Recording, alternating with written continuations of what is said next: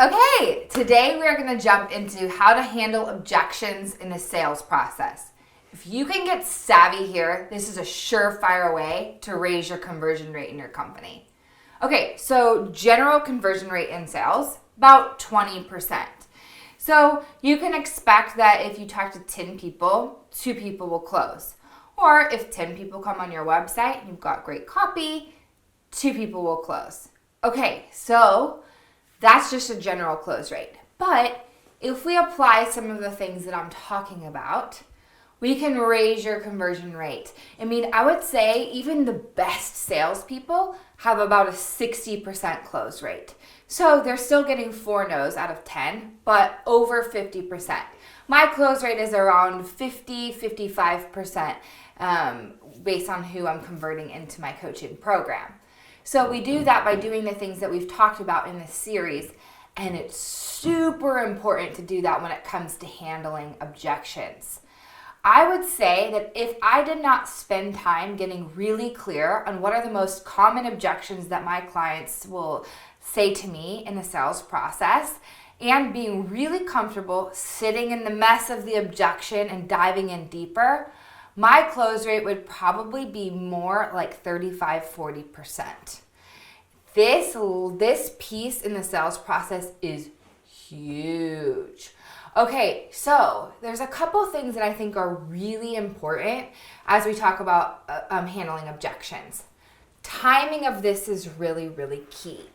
So if somebody, as they're speaking to you, mentions an objection in the call, it's very important that before you try to close them, before you try to tell about your program or tell about the transformation, everything that they'll get and the pricing and all this, you need to stop and you need to answer their objection. So if they have an objection around, maybe they don't fully understand it, and so they're like, well, I want this, I don't really need this in the program. Or maybe they have an objection around how busy they are and their timing or something like that. You can hear when your client is giving you an objection, and you need to know this is a red flag raising in their brain. Like, I don't know. And we need to stop. We need to truly answer the question, the thing that they're afraid of, the objection that they're feeling there before we continue on in the process. Okay, so that applies to direct sales. But you're going to also need to apply this type of concept to your website copy, to more automated sales as well. So as you get really familiar with your avatar, as you have conversations with them, you're going to hear these objections. So put that in your copy. I know you might be thinking this. I know that this might be of concern to you. Say that in the copy. If you're the person who addresses it before they have to say it, it's going to go much better for you. So put it in your copy, put it in your content, and put it in your sales script. So I have my clients keep track of their calls. So we keep track of some different elements of what's happening on the call. And one of those things is to keep track of the objections that their client is saying. So then, as we go and continue having these conversations, we can talk about the objection before our client does. Now that's smart. So with my photography business, our brand is really built around being a natural light, whimsical brand. Okay, but every day it gets dark.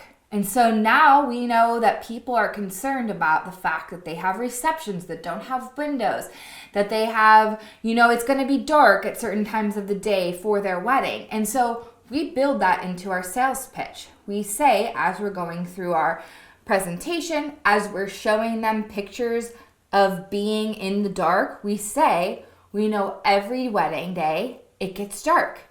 And so how we handle that is we have off the camera, on the camera flashes, we use these types of settings. Okay, we've answered their worry about, I'm hiring these natural light photographers, but it's gonna be dark on my wedding day at some point, before they even have to ask it. That really positions me as an expert. Okay, let's just touch on 3 of the most common objections that you're probably going to hear in the sales process. These are just 3 overarching common ones. And then it's going to be very important that you track your particular ones so that you can get savvy with this even more in your particular company. Okay, 3 objections. 1, first objection. Money. I don't got the money for this. Okay, that's going to be a common objection that you hear, especially if you're having a high ticket offer that you're putting out there. But honestly, money could be the objection for $20 earrings. Now, here's the thing.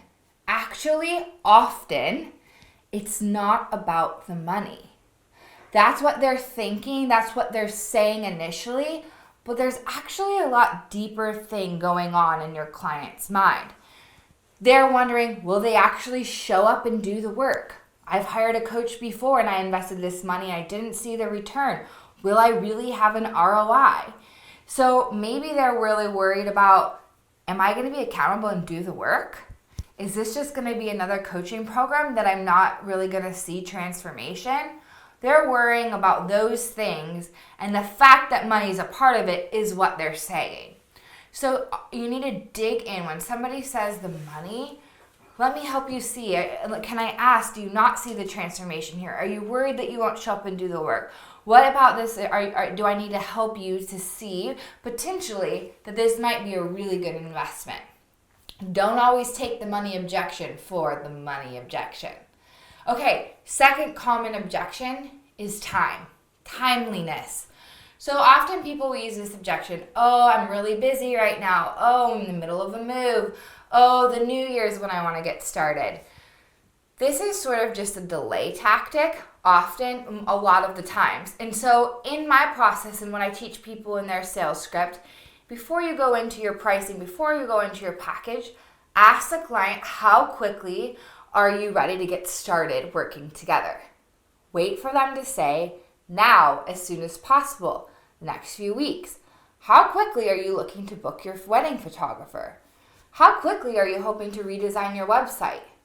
Get an idea of the urgency so that then this is less likely to be an objection when you go to close them, because you know that they've already told you as soon as possible, in the next month, in the next few days, whatever it is, whatever is timely for you in your company. So timeliness is often an objection that we need to push into. And, entrepreneurs are always busy. That's why I'm like, okay, you're busy. What's new? You're going to be busy 24/7, 12 months of the year. So what's really the issue here? I'm not saying that sometimes this isn't really true and people need space and they need time and it's not totally the right fit, but you really need to push into that objection to know if that's the case.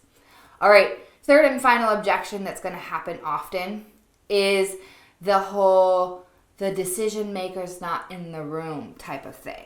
Oh, I need to talk to my husband about this before I make the decision. Oh, I need to speak to my business partner. I need to consult with this person. Yikes, that's a really hard one to handle on the call in the moment, because they're saying that the decision maker or somebody who's a part of the decision making isn't even there. So you can't really make them appear. You can't handle that. So what do you do with that type of objection? Well, in the very beginning, in the application, before the conversation, you ask, are you the decision maker? Is there anybody else who makes decisions in this place? Can they be a part of the conversation? You want that person or persons to be in the room when you do the conversation. It's very, very hard for them to translate the power of what you've shared in that call on offsite, different time to that person. So decision makers need to be in the room as you're talking. Okay, that was a lot, all about handling objections. Re-listen to this, take some notes, take some time. This is your action item. Take some time to think through what have been common objections for people not purchasing your product or your services, and how can you rebuild that into your sales script and into the copy that you put out into the world. I know this will help you get way higher conversions, so do the work.